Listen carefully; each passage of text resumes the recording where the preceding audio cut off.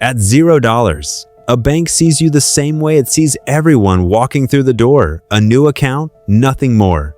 You get a teller, a login, and a smile. Nothing special yet. Because to the bank, you haven't shown them anything yet. Here's the secret most people never hear. Banks don't make money holding your cash, they make money lending it out.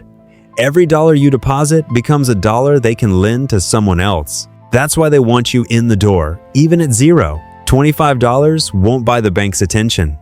But it starts a pattern they're quietly watching because the moment saving becomes a habit, you become far more valuable to them than your balance suggests. A safety net comes first, not because the bank asked for it, but because one unexpected bill can undo months of progress. The people who build wealth aren't the ones who never face surprises. They're the ones who prepared for them. At $1,000, something small changes. You're offered a better savings rate, a few more tools. It isn't generosity, it's math. The bank now has more of your money to lend, and it wants to keep it. Banks aren't only watching your balance, they're watching your behavior. Every on-time payment builds a score, and that score becomes a kind of reputation, quietly deciding what doors will open for you later. This is the moment saving turns into investing. It feels small, but it's the first time your money starts working on its own, and banks take notice of customers who begin thinking this way. $10,000 is often where the bank stops just processing your transactions and starts asking about your goals. Why? Because a customer with a plan tends to stay longer, deposit more, and borrow more in the future. Compound interest is often called the eighth wonder of the world. Money earns money, and that money earns more. The earlier this starts, the more time quietly does the work that used to require luck.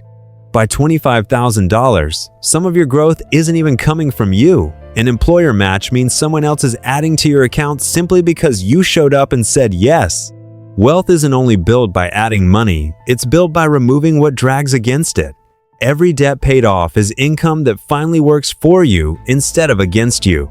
At $50,000, the relationship starts feeling personal. That's not an accident. Retaining a growing customer is far more profitable for a bank than constantly chasing new ones. As balances grow, so does the importance of not putting everything in one place. Diversification exists for one reason, so no single setback can undo years of steady work. $100,000 often means a different room entirely. Banks compete for customers at this level because a client who stays for decades is worth far more than one fast transaction. For many, 6 figures represents years of saving toward one goal: a home. A down payment isn't just a number. It's the doorway into an asset that can grow in value on its own. By this point, the plan has real shape retirement contributions, an investment mix, clear goals. The habits built early are now doing quiet, compounding work in the background. Some people reach the next level faster by opening a second stream of income, because banks don't just reward how much you save, they reward how many directions your money comes from. $250,000 rarely lives in one account anymore. Retirement funds, personal investments, savings, each one starts needing to work together instead of alone.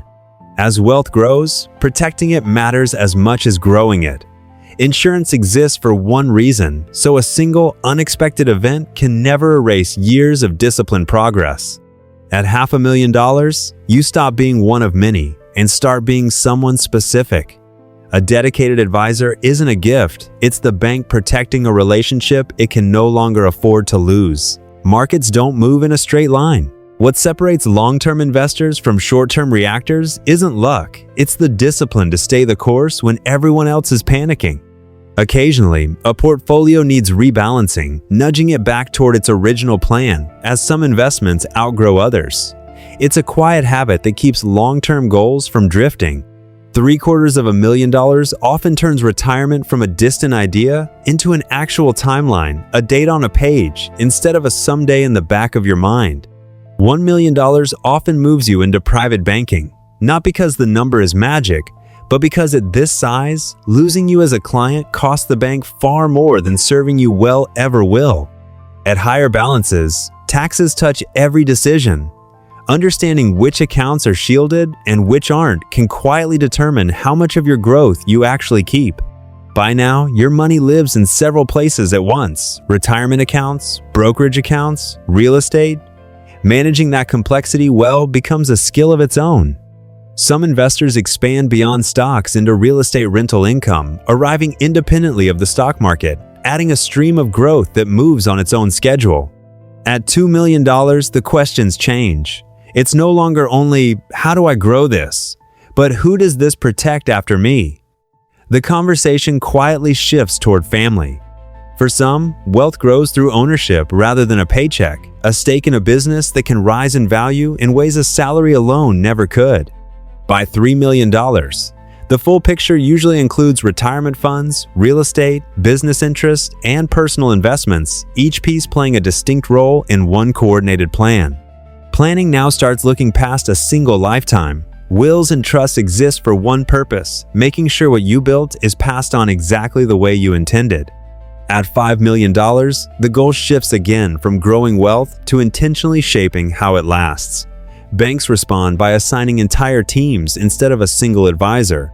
Many people who reach this level begin giving back, funding scholarships, supporting programs, mentoring others. Wealth, used well, creates opportunity for more than just one person. At this size, one advisor isn't enough. Tax experts, estate planners, and investment strategists all join the relationship because a mistake at this level costs far more than it once did. Clients at $10 million often receive an entire coordinated team because the bank isn't just protecting an account anymore, it's protecting a relationship it has spent years earning. At the highest levels, some families work with a family office, one team coordinating investments, taxes, giving, and legacy together instead of managing each piece in isolation. At this scale, wealth rarely belongs to one person anymore. It becomes a shared plan, one generation building a foundation the next is trusted to carry forward. Here's the honest answer. From $0 to $10 million, banks aren't being kind as your balance grows, they're being competitive. More money means more lending power, more services sold, and more reason to keep you close. And no matter how large the number grows, the lesson always circles back to the start teaching someone new the same first habit that began this entire journey. Banks don't treat you better because they like you more. They treat you better because you've proven, one habit at a time, that you're worth keeping. The balance changes the service, but the discipline behind it never does.